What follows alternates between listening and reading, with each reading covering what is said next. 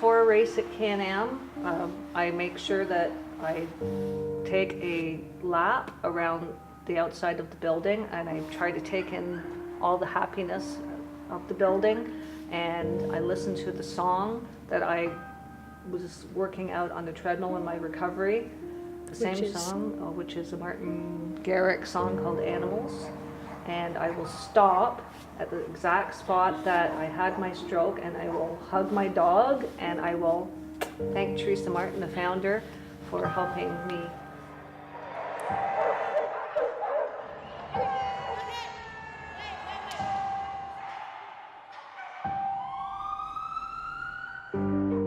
Kim had put together a book, a memorial book about Teresa. And I remember Michelle sitting and going through it with Kim. And it was shortly after that that Kim said to her, you know, "Are you okay?" And Michelle's like, "Yeah, why?" And she had complained a bit of a headache and had taken a Tylenol maybe 10 minutes before.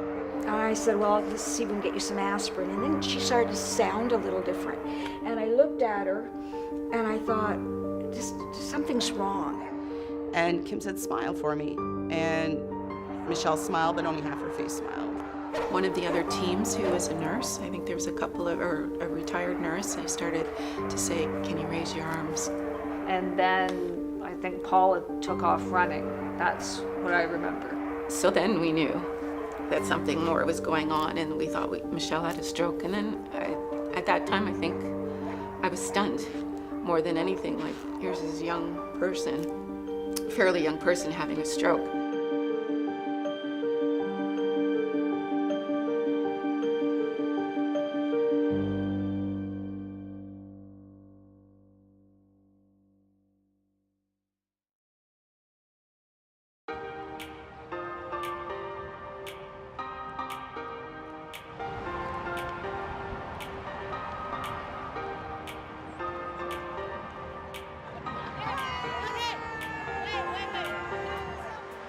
My passenger hasn't fallen asleep, so this is good. My name is Michelle Downs. I am a retired teacher. Yay for retirement. And I am on Team Zoom, and I've been racing since 2012. My name is Pam Struxma, and I am a psychologist, and I work with children. And our first race was in 2011. So my name is Paula Johnson, and I'm an assistant registrar for student recruitment at the McMaster University in Hamilton. My name is Barbara Dixon. I am a retired high school teacher. My name is Cindy Zook. My occupation is I'm a pediatric speech-language pathologist. My name is Leslie Clote. I'm a teacher. My name's Carol Carter, and I'm retired, but I used to be a dog groomer. And I'm on Team Zoom, and I've been with Zoom since it started, and it's been almost 9 years now. My name is Lauren Berry, and I am currently a student at the University of Guelph, and I've been doing Flyball since I was 12 years old, so about 7 years now. Flyball would be just best described as it's like a relay race for dogs. There's 2 teams of 4 dogs and 4 people with a box loader on each side. The dogs go head-to-head over 4 jumps. They reach a box which is spring-loaded. It shoots a ball out. They'll do a swimmer's turn off of the box while picking up the ball, and they'll return back over the 4 jumps to their handler. The first team to have all 4 dogs to complete the race clean without missing any jumps or dropping a ball wins the heat. There's actually a light system that will tell you when to release your dog. You're not allowed to go past the start line before the light turns green, or you have to rerun your dog. And the lighting system also, there's eyes on each side of each lane, and it actually times each dog's speed. It's really interesting. I never played team sports as a kid growing up, or even as a young adult. It was just not something I ever did. I wasn't very athletic. So for me, Flyball incorporated dogs and the opportunity to be part of a team. And that team dynamic I wouldn't trade that for the world. For both of us who have been athletes most of our lives, this is such a different sport. It is a community more than we're against you. So Flyball tournaments run year-round. Typically they're in the summertime, so between May and September-ish. And the best part about that is because they run over the course of a weekend, typically Saturday to Sunday, most of the time Flyball teams will camp together at the tournaments. So we're not in it to win all the time, of course. We're competitive within our division, but we're not the fastest out there, and that's never our goal. Our goal is just to have fun with our dogs and let them have a good time, because at the end of the day, it doesn't matter what you win, what color poop bags you get as a prize. We're just there to have fun with our dogs and let them have a good time. We're really lucky. Kim and Teresa started this team specifically because they wanted an opportunity to have a team where it was all about fun and teamwork and supporting everybody and every dog, no matter what challenges, how fast, how slow. It didn't matter. Oh, there's dog poop out here. If I ever grow up, slap me. A lot of our shopping as we're going through will be, oh, we should get that for Flyball. That would Zoom be- will like that. Zoom will like that, we'll play that.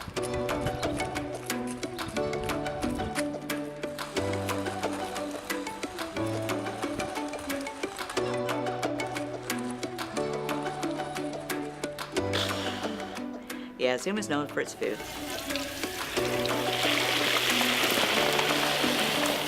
There's nothing like Zoom food. I actually said today I'm pretty sure that every team loves us and hates us because we make the whole building smell like bacon.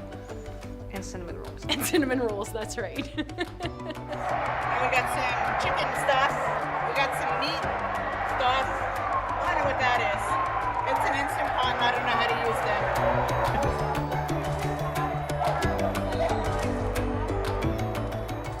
Flyball to me is a family sport. Not only our own family, but a flyball family. Even like today and like this weekend, people are helping one another out and we don't even know each other. Teams are kind of always looking out to see, do you need a box judge? Do you need ball shagger? If you go and ask pretty much any team, hey, we're short this weekend, we don't have a lot of people, they'll jump in and help. My past year has been awful. I fell down my basement stairs, I broke my arm. Michelle and Wendy came and walked my dogs, and Michelle cut my lawn, and all kinds of stuff like that. Everybody is just so great about doing stuff. 1, 2 or 3 tournaments actually, I actually had to be driven, so somebody had to come to my house at 6 o'clock in the morning, get me and my dogs, load us up, take us to the tournament, bring us home.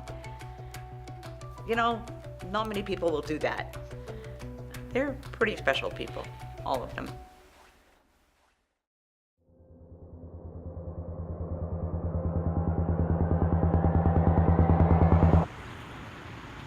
The CanAm tournament, oh my goodness, it's like the Olympics of flyball is the way I see it.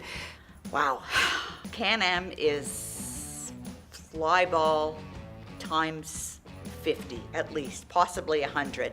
It's Flyball Mecca, really. It's 3 days of getting together with teams that you never get to race in your own regions normally, meeting people from across North America. These guys are all the way from Alaska.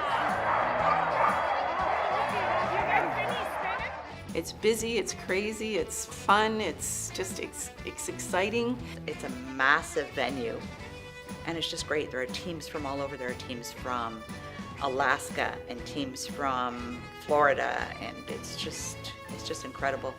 Lots of vendors too, so you get to spend some money. It's a big trip for us. It's a big event and occasion that we look forward to every year. So the packing and the prep for CanAm.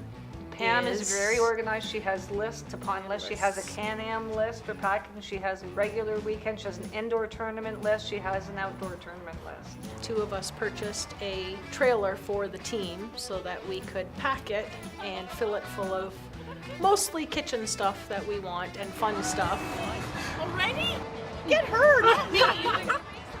So we traveled down to Indiana.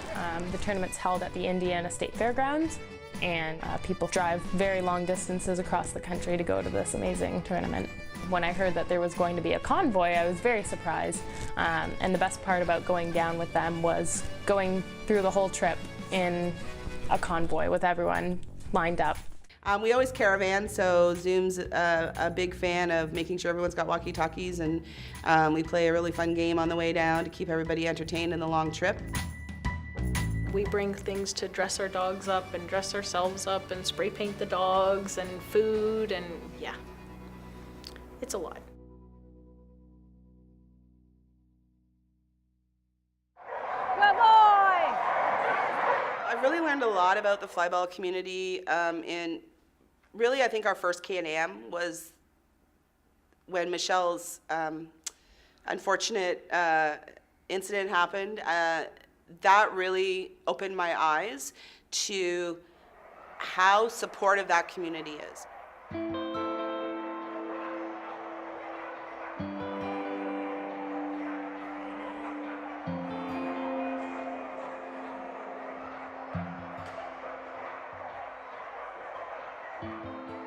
I was walking on a tour with our coaches and Pam, and as I was walking, my feet kept sticking to the ground, and it was like I was about to trip.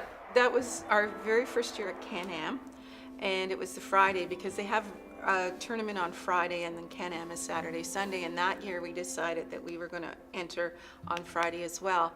So we had just completed a race, and we're out walking our dogs or doing whatever, and I came back and Michelle was sitting there and you know, sort of scrunching her eyes and like this. Pam went off with Pirate to get a massage, and I was sitting with the team. She was dropping her water bottle. I'm looking at her going, what is going on? That's weird. And then she left. You thought, had I was been like, to the tiki bar? Like, yeah, had I been thought she drinking? was drunk. And that's kind of how it felt when I was walking. Like I felt kind of drunk. And then somebody turned and looked at me. I think it was Kim, and she said, "Why are you doing that with your face? What happened to your face?" And I said, "I don't know what you're talking about." She said, "Your face, it's drooping." For me, I remember at the back of my mind thinking, oh, I hope she doesn't have like an aneurysm. And then thinking, Dana, you know, she's too young for all this. And Kim said, "Come on, don't be a joker," because Michelle could kind of be like that, and Michelle's like, I'm not joking. And at that point, I just ran. You have to go to the head table in the middle of 7 or 8 rings at CanAm and let them know. But for some reason, the message wasn't clear to them that it was an emergency. And I'm a medic to the West Pavilion on the south side. West Pavilion, south side. I knew something was wrong, and I ran to the head table. I said, I need the paramedics now. What happens in Indianapolis at the fairgrounds is you can't call an ambulance. They have an ambulance on site, so every event, I believe, has to hire a private company who does the paramedics at the show. And they were kind of strolling in. They weren't really rushing too much because they hadn't got the message that it was an emergency. And then as soon as they got to her, they were like, whoa, okay. And then they called an ambulance because they have to be the one to call. And it wasn't until after they kind of put her on the stretcher and were starting to take her out, then I turned around and kind of bawled. So they managed to get her to the hospital. I remember we loaded all the dogs into the vehicles, went back to the hotel, and myself and another team member went to the hospital. Some of us needed to go to see what was going on, so Paula and I went, which is, it was quite the drive. Paula, who never breaks the rules, I don't think, was driving like crazy, trying to get around people. We were just booking it. I had no clue what was happening to me. I know one of the other ladies from Boulder Dashers, she was a nurse, and she said to me as they were wheeling me out, "You're going to be okay." The guys from Zoom know that I'm a nurse. So when they noticed that she was slurring her speech a little bit, they asked me to go and check her. And I did the stroke test, you know, the hands, face, speech, tongue, and nothing in one hand, and she had positive in the other hand. So she'd lost one side of movement. She still had her sense of humor, and that's what probably is one of the things that got her through this. Because by the time she got to the hospital, she had less than what she had here. So we got to the hospital, and I will say the American system, at least where we were, was quite fantastic.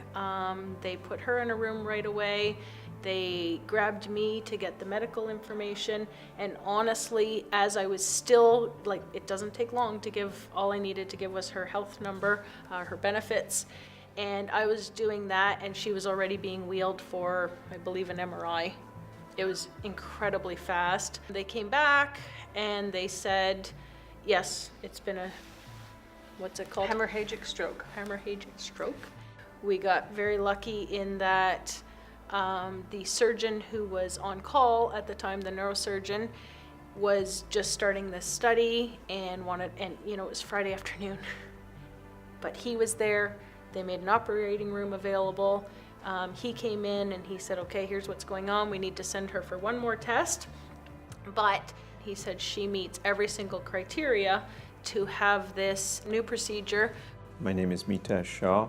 I'm a professor of neurosurgery at the IU School of Medicine and part of our group called Goodman-Campbell Brain and Spine. So Michelle incurred a brain hemorrhage. We did a procedure to evacuate the blood clot from inside her brain. The procedure is called a minimally invasive paravesicular surgery for removal of blood clot. Michelle Downs of Canada was visiting the city when she had the medical emergency, was rushed to the hospital where she underwent a relatively new procedure performed by just a few doctors nationwide. Instead of spending weeks, she just spent a few days recovering in the hospital before she was back in Canada. When we go in through Emerge, I can see Pam, Michelle's wife, waiting for us, and she said they want to do surgery, and they told me I have 10 minutes to decide. In the meantime, I had contacted our family doctor back in Ontario. I was fortunate to have ability to get a hold of her, and she said, yes, do the surgery right away. And he basically said, you have 10 minutes to decide. Pam had come out and was quite upset because they had wanted to do an operation and she didn't know what to do at the time. And, that was the scariest moment, I think, of my life. And it turned out that we were in the right place at the right time, if there's such a thing. It was a miracle that it happened when and where it happened. It didn't happen on the road. I think that's one of the top-rated hospitals in the world. This neurologist was leaving and ended up, we caught him at the tail end of his shift, so he stayed. He's the guy who was doing the research, doing this operation. Like, it was just the cards aligned and the stars and the moon and everything. If you're gonna have a stroke, man, oh man, that's the place to do it. We said yes. In a story you'll see only here on 24-Hour News 8, Howard Monroe spoke with doctors and the patient about the new technology and her remarkable recovery. A warning, there is video of the surgery in the story. We're trying to look for ways that we can get in and out of the brain rapidly and efficiently without causing additional damage to the brain. And doctors may have found that technique using the NICO brain path. By putting this tip through one of the sulcuses, we can prevent damaging the cortex itself. Dr. Mitesh Shah is the president of Goodman-Campbell Brain and Spine at the IU School of Medicine. He's one of 4 surgeons in Indiana and just one of 50 in the country trained to use the technology to help stroke victims. It has a suction tip in the bottom and a mechanical tool that cuts up the clot, and we aspirate the clot as we remove it slowly. But it was so many things, and she calls it a stroke of luck. Yes. Because so many things happen, like you had said to us too. It's Friday afternoon, there happens to be an operating room available. You were here. Had you not been here? All those things are true. Right. They're very true. I remember you telling me that the amount of time to prep the OR was longer than what her surgery would be. Really? Basically. Yeah, the surgery is 80 minutes. Yeah. But to get ready and get all the equipment and the monitors and everything set up to do that, since we were sort of just getting this thing developed, it takes a long time. The time sequence of her improvement is a fascinating sort of evolution of what we can do with this kind of surgery. She came in being unable to walk and not use her left side. By the time she was post-op day 3, she was actually wiggling her fingers, able to button her shirt, move around in a fairly normal way. We believe, I think it was about the 3-month mark, she actually started doing exactly what brought her here, was to do her dog training and dog work. And so she actually competed in her events in 3 months. Now, and as for Down, she says the only pain that she really feels is from where the doctors had to cut into her skull. Normally, doctors want to get to the patient within about 8 hours. Lucky for Down, she had the surgery within 4. She was lucky. She's only blocks away from IU Health where she had the surgery. And she's feeling well now. She is. You know, she's back in Canada. I spoke with her today, as you heard. And, you know, she's in a group with other people who are suffering or who had strokes, and they're jealous that she's doing better than they are. Oh, I'm So, sure. yeah. I'm sure. Remarkable. Howard, Yes. thank you. Once I had my stroke, when I was in the hospital, I could not be away from her. It was one of probably the most frustrating things for her, but I was hallucinating that she was talking to strange people. Oh, you were so mad at me. Oh, and I just like, where's Pam? I needed her by my side, and in life, I thought I would never be married, and since that time, I have since married the love of my life. And that was part of the fear of, like, will they allow her to make decisions for me? And they did. And they did. Which was great. So when she came out of surgery and we knew she was in recovery and she was doing all right, we went up to the room to see her, and she opened her eyes, and the first thing she said to me was, "You're going to race my dog tomorrow. He starts at 35 feet second light." And I said, "Oh no, you know, Michelle, like we're done. Like we had no intentions of racing. We just, you know, that was even part of my thought process." And she was determined that we were going to race her dog. So I promised her. The team, I know they were, in talking to people, really upset and really unsure of what to do, but also trying really hard, I think, to stay positive for themselves and for Michelle, which was really cool. And meet my request to race my dog. They did. Everyone on Zoom that was there, and we were a small crew that year, pitched in. Carol Carter was amazing. She just took over their dogs and said, "They're my dogs." Because I came down with Pam and Michelle, I was now with 3 dogs. Carol was fantastic. Carol, like, wouldn't even go to eat. She had to watch our dogs first. That was her way of helping me, I think. Yeah, for sure. And she made sure they were looked after to the point where she wasn't looking after herself because she was worried about looking after the dogs.